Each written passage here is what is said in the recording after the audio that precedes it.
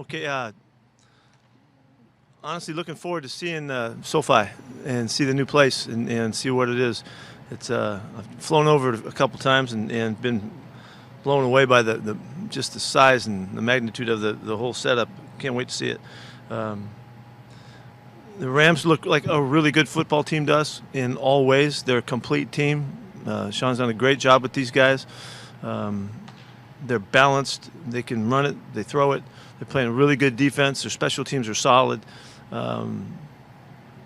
They're a very good club, and so the fact they're in the division and all that, we know them. We see them.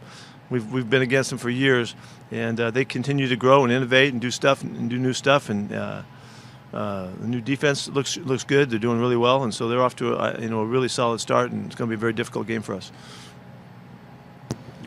Ben, why don't you kick us off? Sure. Pete, you mentioned Trey Flowers having a really good game on Sunday, maybe even his best game since he's been with you guys. What do you think has changed for him, or is it maybe just a matter of confidence at this point? He was ready. He was ready to come in, confidence-wise, and have a really big season. I talked to him in the off season, and once we got going and all that, his mind was right. The competition, kind of took over, and he got in the middle of it all. And now, for whatever the reason is, he's come right back to the focus that he intended to bring to camp. And a couple weeks back, it started, and you could just see him click in. Technique-wise, he's playing really solid. And like you said, he is. You can see the confidence in everything that he's doing. So I'm looking forward to seeing him come out again against good receivers here as we go and put together another good game. And second thing, do you have any clarity on Shaquille Griffin's situation at this point, and how is Quinton's knee doing? Yeah, the return for Shaquille now is about his hamstring and getting it right. He's running some. We'll see how he progresses through the week. If he has a chance to get back, we won't know till the end. Quinton's knees bothered him, for some time now, and bothered him last weekend for sure.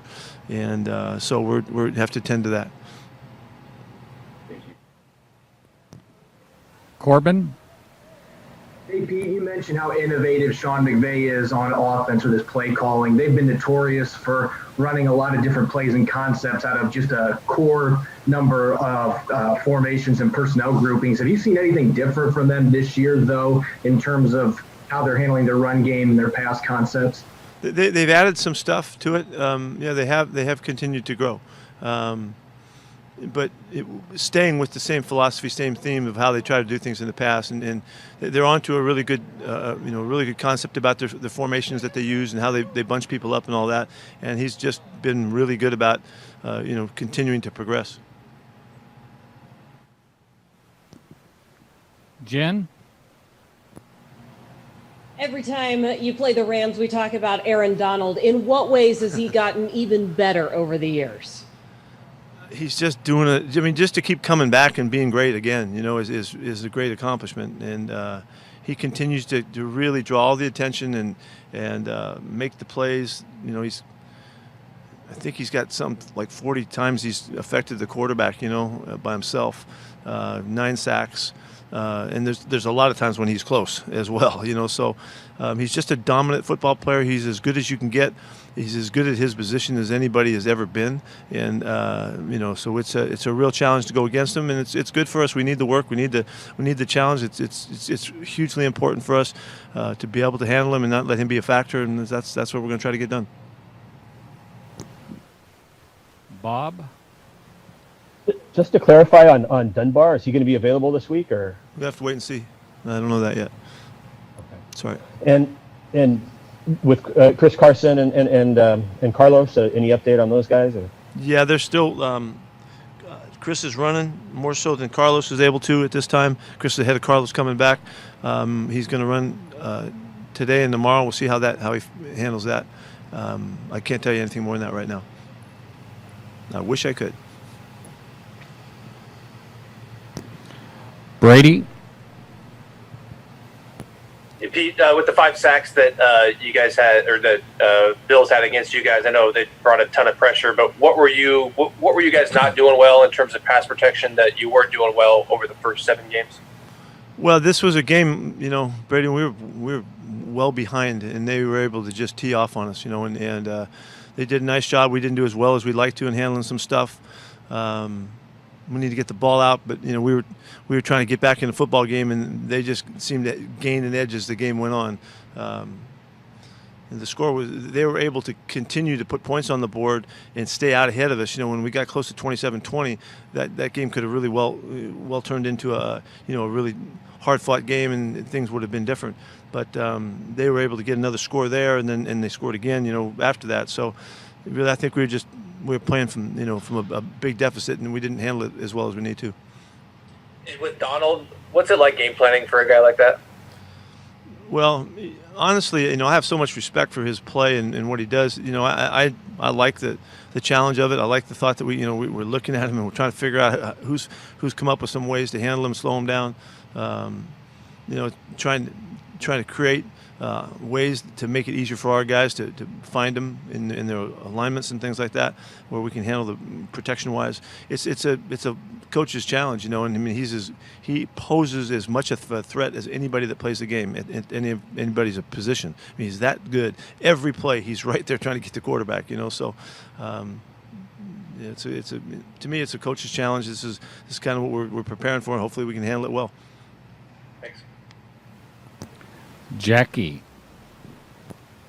Hey, Pete, even with no Todd Gurley, they've kind of taken that running back by committee approach. What have you seen from their run game and the development with the 3 running backs that they're using? Yeah, they've stayed philosophically the same. When Gurley was really hot, he was hot in every phase of the game. He was a big-time receiver and big-time guy in the screens and as well as all the runs. Such an effective player. It takes a couple of guys to really fill his shoes, and they found it. Both guys are averaging around 4.5 yards a carry. They're very consistent. They both catch the football. So they've, and the rookie's good too. So they've got a great trio of guys to go to. Style seems the same. Hopefully we can keep him from being as effective as Gurley was against us at times. Michael Sean. Pete, in what way do you see McVay make life easier for Jared? Well, that's a good question, really. And I mean, I'm looking at it like, he's only been sacked 10 times, and he's got nice numbers and all that. Their commitment to the run game and the run action stuff that they do, get him out of the pocket a ton, is more than anybody in the NFL. Their style of throwing on early downs, it really does lend itself to taking care of the quarterback. And he obviously gets that. He's a great ball coach, and they work really well together. He's lucky to have Sean, and Jared's a really good football player too, so they're lucky to have him as well. But it's a really nice mix that makes it hard. Thanks. Curtis. Hey, Pete, you guys are pressuring a whole lot more now than you used to. What kind of is the challenge of balancing that out and the disguising and making sure that everybody falls into the right roles and stuff? And how tough is that to kind of weigh? Well, how tough is it? I don't know. It's the stuff you have to do, and you've kind of nailed it. You disguise it and you call different things and you mix it around. That's how you do it, and it's, we've, over the years, I've done a little bit of everything, and so this is when we step it up a little bit. It's really trying to utilize our players and put them in good positions where they can cause problems for your opponent. And if the 4 guys up front need help, we bring it. If the 7 guys up front, we got to cover them better. And we all have to work together on this thing. It's a combination, Curtis, of looks and change-ups and compliments and stuff to try to make it all fit together. And I don't know how to tell you how hard that is, but it's that again that's what we're trying to do really well and utilize our guys to make them available for making things happen. Joe. It seems like post game a couple of times there have been things you've mentioned maybe defensively you could have changed sooner in game. I'm curious if there's anything that's maybe made it harder to make. You want to know that now? Well, I'm just curious if there's anything in general that you feel like has been a roadblock to making in-game adjustments as quickly and on the fly as maybe you'd prefer. No, I don't think it's any different than ever before. I don't think that anything's different about it. I don't mind, telling you that, that accepting it. That's my job to get this thing done, ultimately. And so, I'm the first one to tell you that. So, but we just have to keep coming together. We have to get this thing really cleaned up. And again, unfortunately, the continuity has not been a positive factor for us yet. And so hopefully we can find a way to fit together and get our new guys in there and get them playing really well and error free and with to their nature and to utilize their talents and all that, and we'll see a turn. This is the halfway point, and this is kind of a marker. I would really like to see us turn it. You've seen us already adjust some in how we're doing our calls and stuff, and we're just trying to fit it together to maximize our guys. But I really can't tell you. I can't tell you what the adjustments are going to be this time around. We've got to see how they want to play, and we'll we're on defense. That's what this is, and they get to call the plays, and then we react to them. So we got to do better. Art? Pete, I think in week 2 you mentioned that you were going to have your data guys keep track of injuries as they do across the NFL. Have you heard much about the trends so far? Dang it! I wish I would have the numbers for you. Yeah, we're feeling like the numbers are up for sure, and I think it should be apparent. But I don't have the numbers right now with me because I didn't ask him this week about it. But yeah, there's a lot of injuries around the league, and there's a lot of people getting banged up, and is it because of some specific reason? I don't know. It's like climate change. I don't know. We've got to go to the science and figure it out and see what's happening. But our guys are keeping track of it. I just didn't get updated on that. Sorry. Have you had any discussion about the absence of practice and the consequences leading up to the season? Yes, we have talked about that, and we won't really know until we get halfway through, But at the halfway point, I would suspect that there is some effect, and I think it has to do with the overall off-season conditioning opportunity that the guys missed out on. Where we work collectively, so that we guarantee that everybody gets to a certain level of conditioning, and because they work together, they work here in the building, and all that. We didn't get to see our guys, so that alone is a factor. Then the whole thing about camp, and then the games and stuff like that. That's a factor also. Which way it contributes, it's one regard it's easier on the players in that they don't have games that they have to endure. But if we look back and we can see that there's a trend here, we'll have to deal with what those numbers tell us when we get them. But Greg? So what about climate change, Pete? No. Yeah, I think it's kind of happening. Ugo Amadi, is he going to be able to play? He's practicing today. He'll go full go today. Anxious to see how he can handle it throughout the week, but looking forward to him playing. Okay, so with that in mind, how much of what you've seen you mentioned DJ Reed's speed? How much is he a viable option at corner outside? Which one? DJ Reed. He has played out there. I've watched him in film and games play outside. He's a candidate for that to help us out there. Thank you. Okay. Tim? How's Benson Mayowa doing? He's trying. He's battling. He's battling to get back. We'll see if he can get it done. He's determined to show that by the end of the week. Okay. And then will it be strange for you not going to the Coliseum? You mentioned your excitement to see Sophie, but, since the Rams had gone back to LA, going back to the Coliseum had been sort of a tie for you. Yeah, I mentioned it earlier. That locker room is so bad for the visiting team.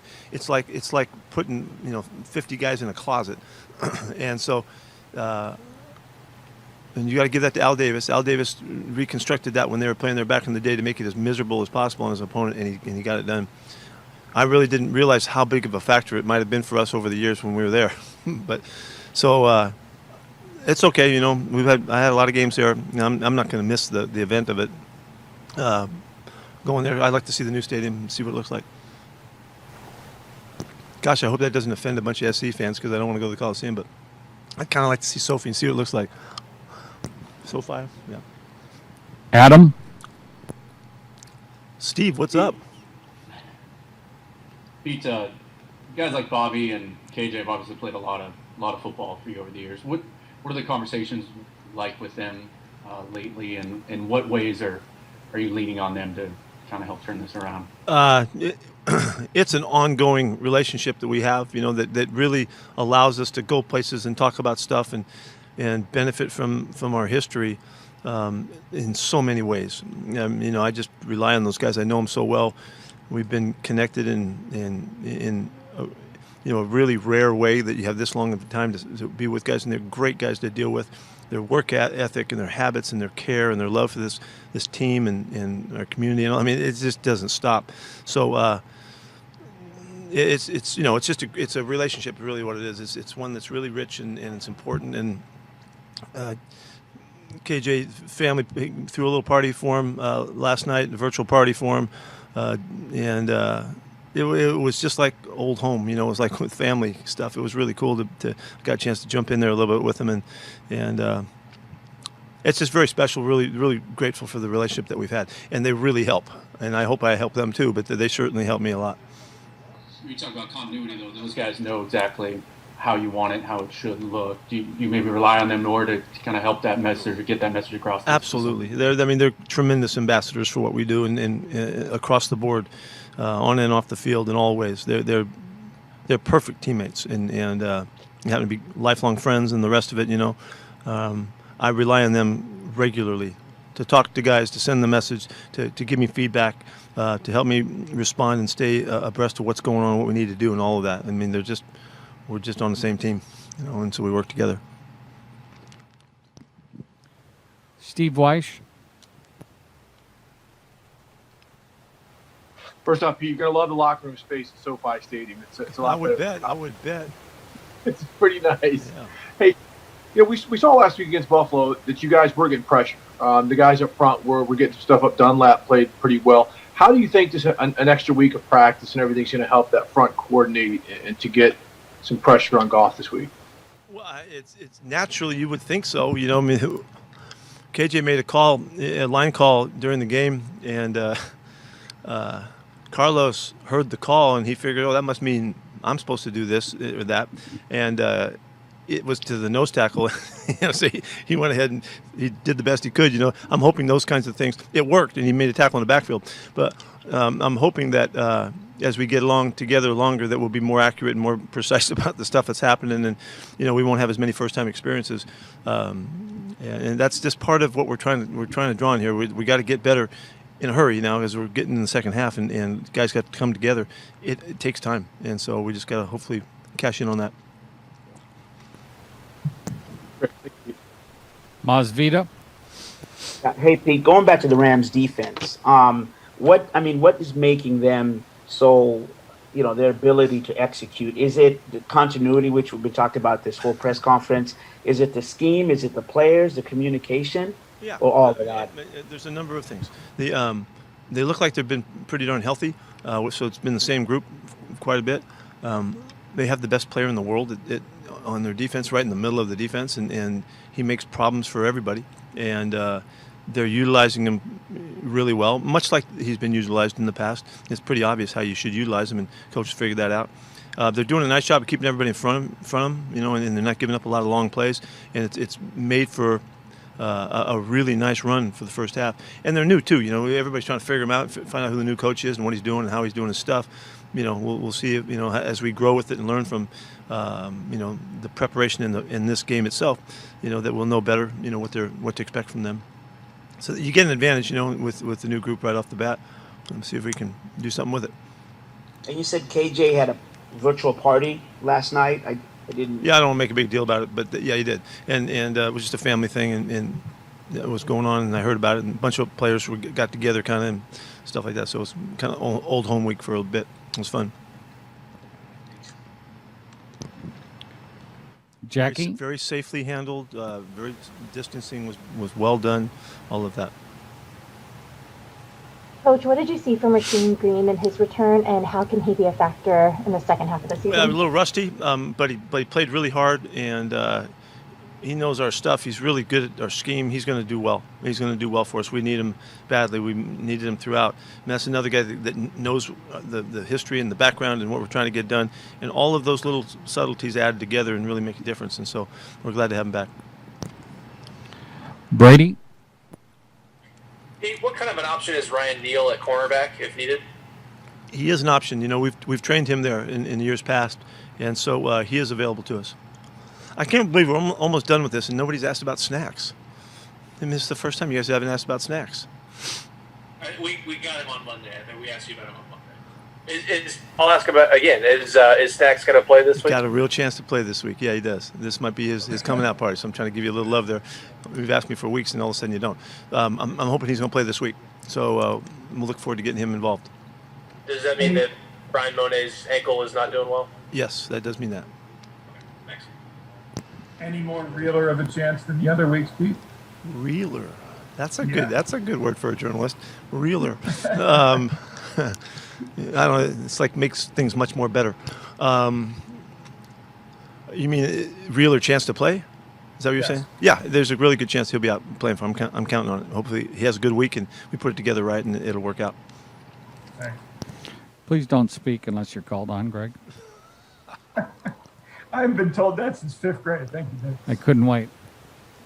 Bob Condota? Pete, question on the coin flip. It seems everybody, I think it's about a 90% that everybody just kind of, if they win the coin flip, they defer. Do you ever put much thought into just taking the ball and going that route, or what's sort of the coaching philosophy on all that? I always know what we're doing in that situation, and you know, there's a number of reasons why you do it. I'm not going to tell you what they are, but you know, that's just the way we like doing it, and but there's reasons to not do it. It depends on conditions and situations and stuff like that. Okay, thank you, everyone. See you guys. Bobby Wagner's coming up.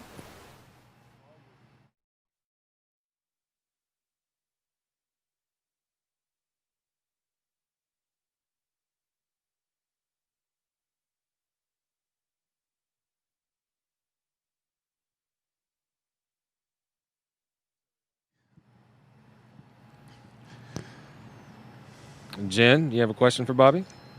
I do. I have two questions. The Rams are really good at scoring points on the opening drive. In fact, they're one of the best teams in the NFL. Does that become a bigger point of emphasis this week, especially considering that there's been some slow starts where it just doesn't feel like the energy is what it could be for this team? It's definitely something that you think about. You don't want them to come out and score their first drive, get the confidence going. I think they do a good job of, in their first drive, they come out with the tempo, try to catch the defense slipping. So it's something that we definitely got to be conscious of, and you know, something that we have to think about when we're preparing. Is that energy thing, is that fans not in the stands? Are we just getting to that point in the season where it's hard to manufacture it?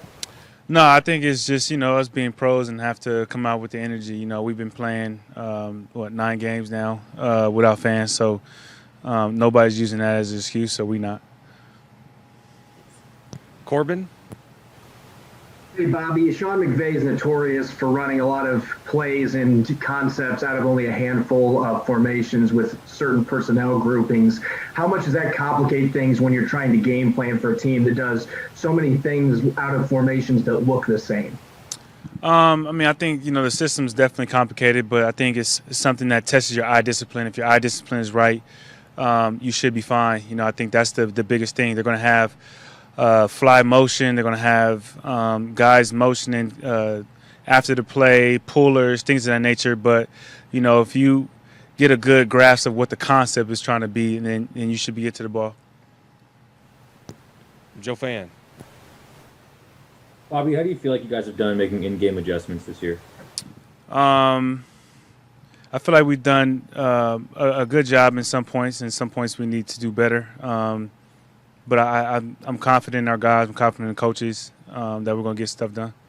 What is the key to making adjustments on the fly? I think it's really easy to say, like, you know, well, this team and making the halftime adjustments. It's an easy talking point. But what goes into that process? I think it's just recognizing how they're playing you, and I think it's just changing to something that everybody feels, confident and comfortable in. You don't want to change it to something that you never practiced or anything like that. You don't want to panic. So I think a lot of it is just play recognition, understanding what defense you can get into stopping the play. Curtis. Bobby, I know it was a rough performance last week, but how encouraging is the pass rush aspect of it when you come out of the game with 7 sacks and some more pressures? How real, for less of a direct term, do you feel that was and can build upon? It was definitely encouraging. You saw guys beat one-on-ones, guys make plays, make tackles, things of that nature. So it's definitely something that you want to build off on. Obviously, they passed the ball a lot, so it provided a little bit more opportunities for us to rush the quarterback. But I think, as we get everybody playing more and more together, I think the chemistry will be there, and we'll be able to continue that. Art.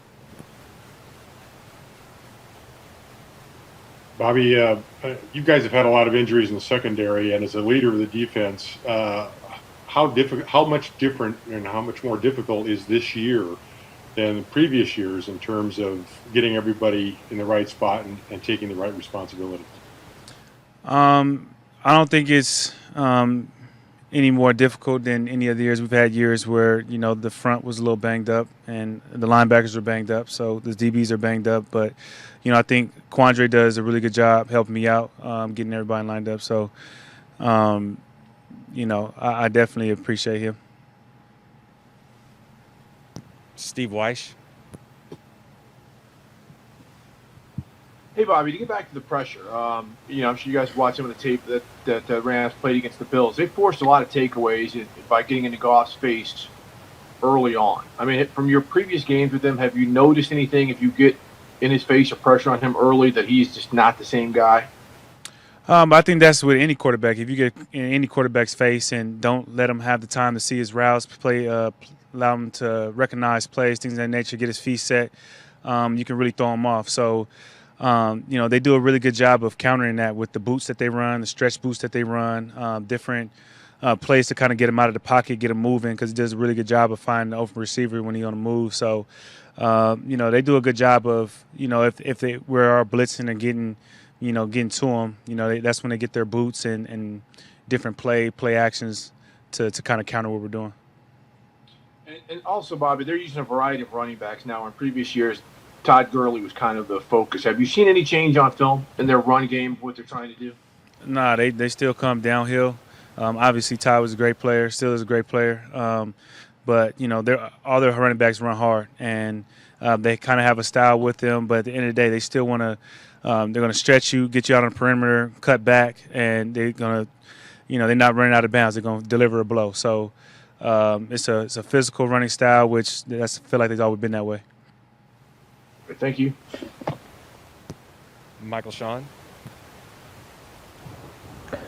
Hey, Bobby, what was your reaction to finding out Russell was opening a high school here in Seattle?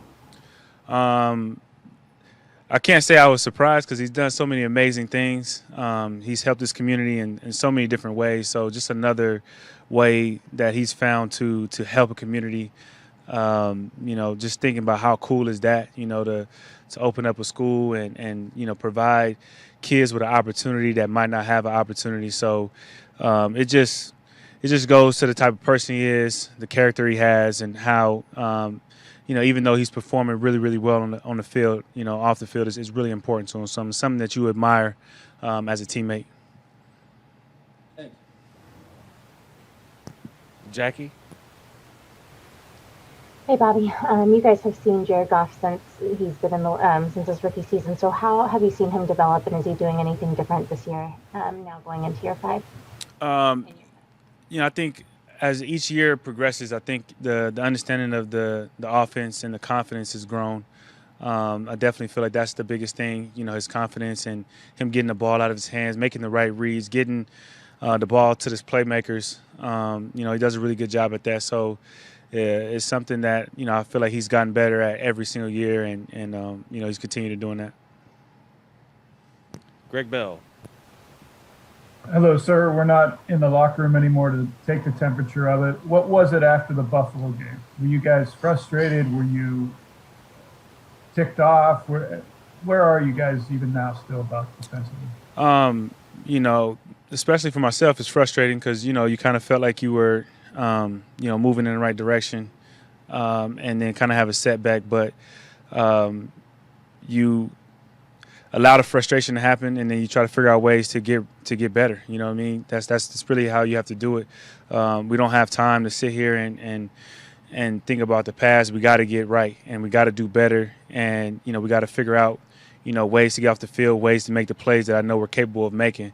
And so that's kind of where the focus goes. You understand you didn't play as well as you wanted to play, and you have to move on and get better. We have a lot of the season still left and a lot of time to change it. And I'm confident in the guys in the locker room, and I'm confident in his coaches, and I feel like it's going to get done.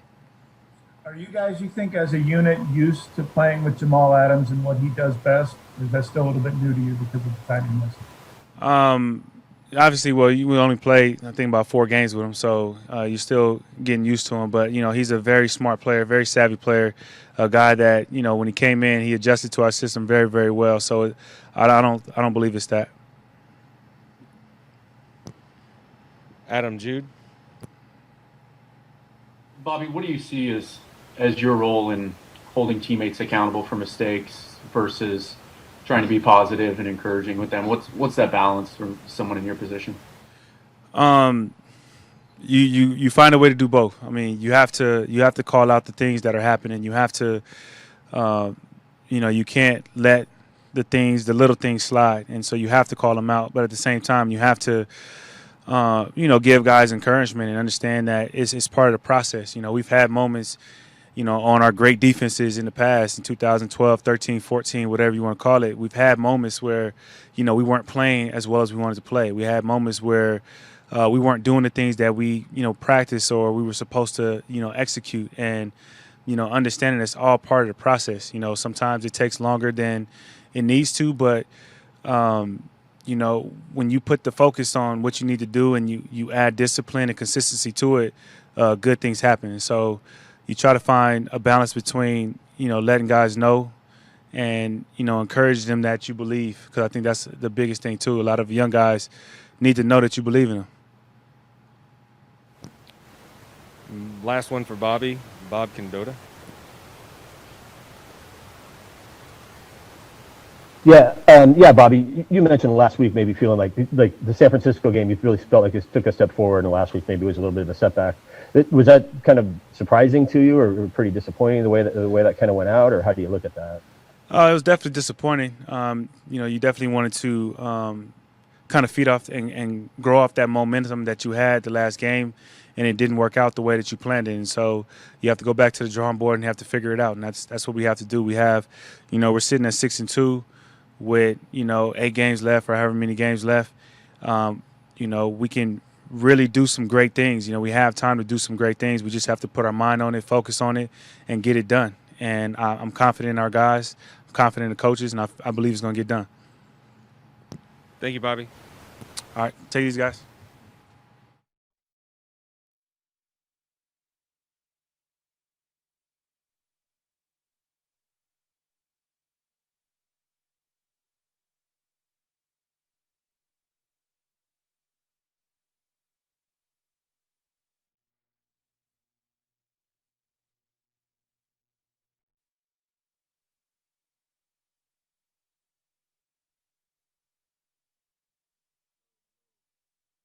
I was muted. We're good. Jim Mueller, you have a question for Rasheem? Hello. Hey, Rasheem. Hey. What was your level of excitement in getting back on the field last week? On the scale of 1 to 10, it was probably like a 12. I was super, stoked to get back because I was, tired of being in the booth and watching the games on TV. I was really, hyped to get back out there and just play football. Pete said you might have been a little bit rusty. Did you have that same feeling or evaluation when you looked back over the film? Yeah, I did feel like a little rusty because that game was my first time wearing pads since the Falcons game, and so it was just like a feel. I felt like I wasn't too rusty because I've been practicing the stuff. It's just different because playing a game and like practicing not in pads is a bit different. Corbin. Rasheem, I know he hasn't been with the team very long, but what's been your initial impression of Carlos Dunlap, and what's it like having a player with that kind of experience now on the roster that you can go to help take your game to the next level? So like the first time I seen Carlos, like my first impression was, my first thoughts of him was that this guy's like a real pro. Like, cause I see him, he carries around this briefcase. He always has like a free notepad. He's always like super early in the meetings. He's like always doing things as a pro. And so like that's one thing I'm not trying to copy from him. Just like the small things. He's always working his hands in practice. He's always doing like the small things. Art Teal. Rasheem, what's it like being up in the press box when you see the defense having as much trouble as they've had through several games? I feel like, just being in the press box, this is a bit different because I'm watching the game as a fan. I'm not there on the sideline. I'm not hearing what they're saying on the sideline, but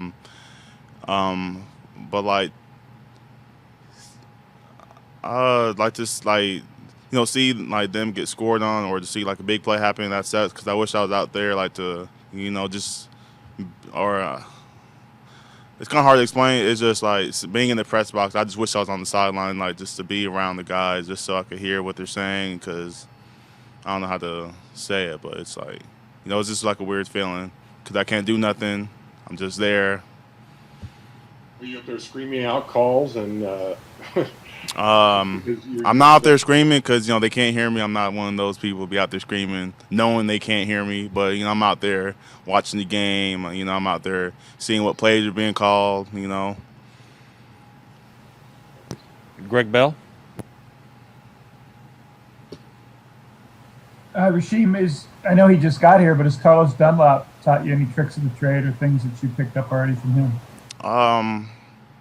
He hasn't taught me any like specific tricks, but like I said earlier, just like seeing how he carries himself, that's like one thing I'm like trying to learn from him, or I'm just seeing what he does, just like the way he carries himself, is really professional. All right, thanks, Rasheem. All right. See ya.